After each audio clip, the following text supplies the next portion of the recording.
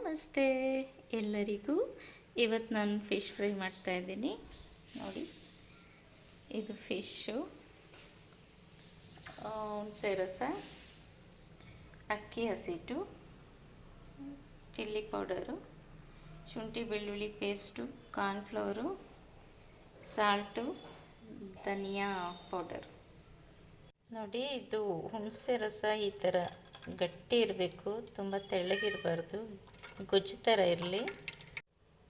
ಇದಕ್ಕೆ ಶುಂಠಿ ಬೆಳ್ಳುಳ್ಳಿ ಪೇಸ್ಟ್ ಹಾಕ್ತಿದ್ದೀನಿ.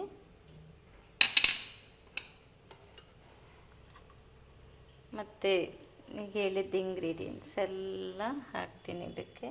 ಹುಣಸೆ ಹುಳಿಗೆ ನೋಡಿ ಇಷ್ಟು ಗಟ್ಟಿ ಕಲಿಸ್ಕೋಬೇಕು.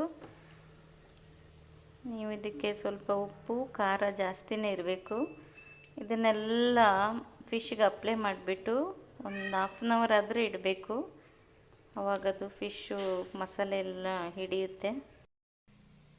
ನೋಡಿ, ಫಿಶ್ನ ಈಗ ಸ್ವಲ್ಪ ಹೀಗೆ ಕಟ್ ಮಾಡ್ಕೋಬೇಕು. ಮಧ್ಯೆ ಮಧ್ಯೆ ಹೀಗೆ ಕಟ್ ಮಾಡಿಕೊಂಡು ಮಸಾಲೆ ಹಾಕಿದ್ರೆ ನೀಟಾಗಿ ಇಟ್ಕೊಳ್ಳುತ್ತೆ.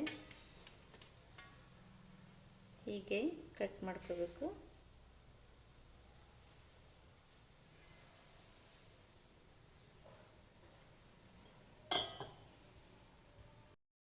ಕಟ್ ಮಾಡಾಗಿದೆ. ಈಗ ಮಸಾಲೆ ಹೀಗೆ ಹಾಕ್ಕೊಳ್ಳೋಣ. ನೋಡಿ, ಹೀಗೆ ಅಪ್ಲೈ ಮಾಡಬೇಕು ಮಸಾಲೆ ನೀಟಾಗಿ.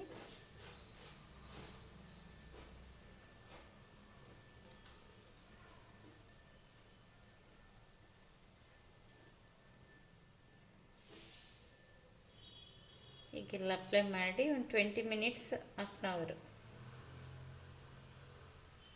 ಇಡೋಣ.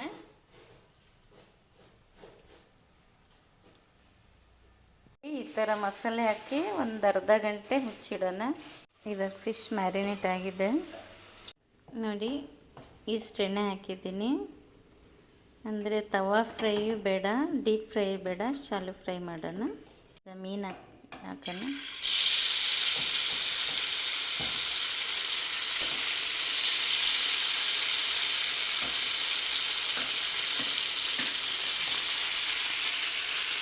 ನೋಡಿ, ಒಂದು ಕಡೆ ಫ್ರೈ ಆಗಿದೆ.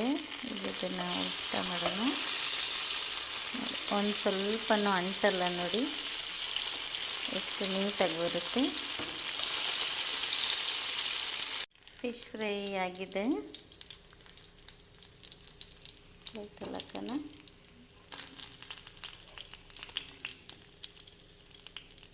ಈಗ ಸರ್ವ್ ಮಾಡ್ತಾ ಇದ್ದೀನಿ ಫಿಶ್ ಫ್ರೈನ.